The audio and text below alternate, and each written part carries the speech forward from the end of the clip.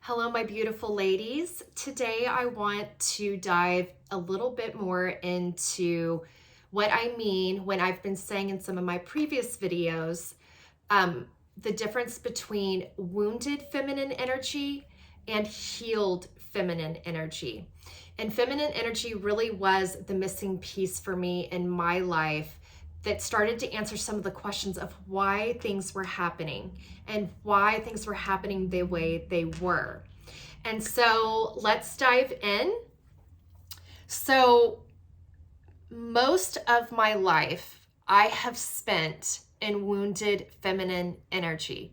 I also have probably spent some time in wounded masculine energy as well, because we have both energies. This is not male versus female. This is masculine energy versus feminine energy. And I'm going to be revealing this in layers because it does take some time to really understand what is meant by these concepts. And so, yes, I have spent most of my time in wounded feminine energy, and I really needed to figure out how to heal those parts of myself. So what does wounded feminine energy, what might it look like? So if a woman is in her wounded feminine energy, oftentimes she's easily triggered. I was very easily triggered back in the day. A lot of this comes from insecurities. She is focused on the hustle, and a lot of times she falls into burnout cycles because she's pushing herself and pushing her body. She has a wounded masculine energy side. And what might this look like? Wounded masculine energy in a woman can look like wanting to be controlling, telling people what to do and how to do it and how they should do it. Does that sound familiar? Let's see, what are some of these others? Being a little bit more aggressive when you're trying to be assertive because you're not comfortable necessarily in using your voice and speaking up and standing up for yourself. So it can kind of come off as that hard versus soft.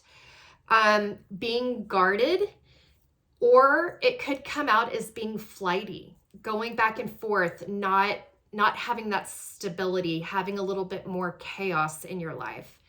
It can also look like being disconnected. And I talk about this being numb from the neck down, disconnected from your body, pushing emotions down, pushing how you feel down just so you can keep going and pushing through if you're in that building phase or fight or flight phase. The last one, and this is a big one, is external validation. I was definitely seeking, especially in my 20s and early 30s, external validation. Does my partner and my family and my girlfriends, do they agree with me? Do they validate my feelings? Is what I'm feeling or what I'm going through reasonable, right? Or am I just being emotional? And typically, wounded feminine energy hasn't learned how to process her emotions. Her go-to is to push her emotions down or to completely cut off from the neck down. Healed feminine energy has learned how to process her emotions. She's connected to her body and she is more at ease. Not that everything goes well, but she is more at ease. So that's kind of what wounded feminine energy might look like. So healed feminine energy would be the flip side of that, right? Maybe you have done some of your inner healing child wounds and you've figured out what your triggers are and where they come from, and you have healed those and worked through those. So you're no longer getting easily triggered by other people. You're more secure and more knowing and connecting with who you are and what you desire. You can access and do the hustle and burnout, but you have created rituals and containers and routines that give you that masculine structure, but allows time for rest and allows time to have peaks and valleys. You're not just always up at the mountaintop, right? You have learned how to heal your masculine energy. So this may look like you're less controlling. Maybe you have a partner and a lot of times he's not doing it the way that it should be done. And so you feel like you need to come in and correct him, right? Now that you've done some of these practices, you're less controlling. If your partner does something or your kids do something that's maybe not the way you would have chosen, you're more at ease to allow people to go through and do the how. You know, they may get the same result, but they may just go about it differently. And so you loosen up on that. You're no longer coming off as aggressive or really feeling like you have to push, right? And a lot of times how this would happen for me is I would be understanding, and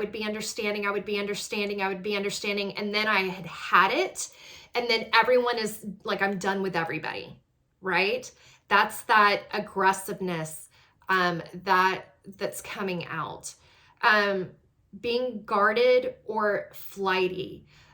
Now that I have healed myself and I've gone through that work, I am no longer guarded because I've learned how to take care of myself, maybe through boundary setting, through what my schedule looks like and what my routine looks like. I can now let go and let that armor fall down. And when I show up with my friends and family and partner, I'm more soft, but I'm very clear on what my boundaries are and what is kind of what I like to call my golden zone. Before, maybe I was a little bit more flighty, right? Changing my mind all the time, going here, going there, trying to fit things in, moving things around. And now I've dropped the need to kind of do that back and forth game and having and finding more balance in my week. So disconnected. Now that I've done maybe some affirmations and I've approached some of my limiting beliefs, I'm now learning how to drop from my head and the knowing space and all this knowledge that I've gotten in university, in graduate school, in my career.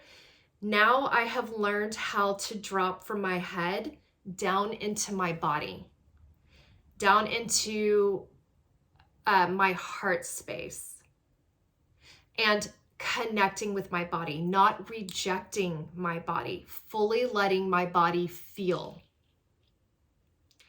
So that's an example. And lastly, external validation. Oh my goodness, I feel like I have this over here.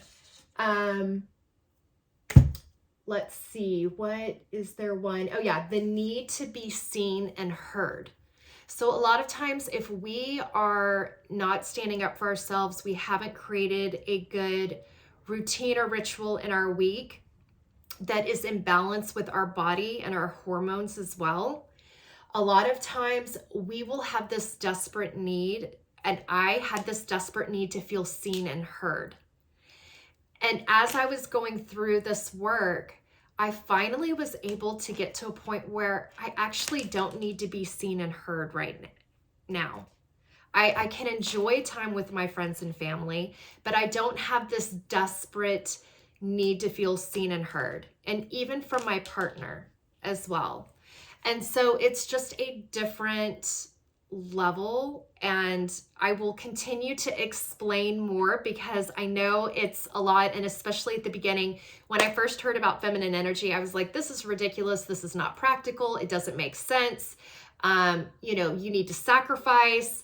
You need to, push your body. That's the space that I was used to and I was comfortable in. But eventually I got to a point where that was no longer working. And learning how to heal my doing side, my masculine energy side, and learning how to reconnect with being, right? Being present. I know a lot of women that I talk to, we talk about how can we just be here, not what needs to be done in 3 hours, what needs to be done next week. And especially when we're with friends or family or our kids, how can we be more present? right? And enjoy. So I will be sharing much more of my journey on this. Hope you enjoyed this video. Definitely, I will link some videos in the description box below that'll go a little bit more along with this topic if you're interested. Let me know if you have heard of feminine energy in the comments below.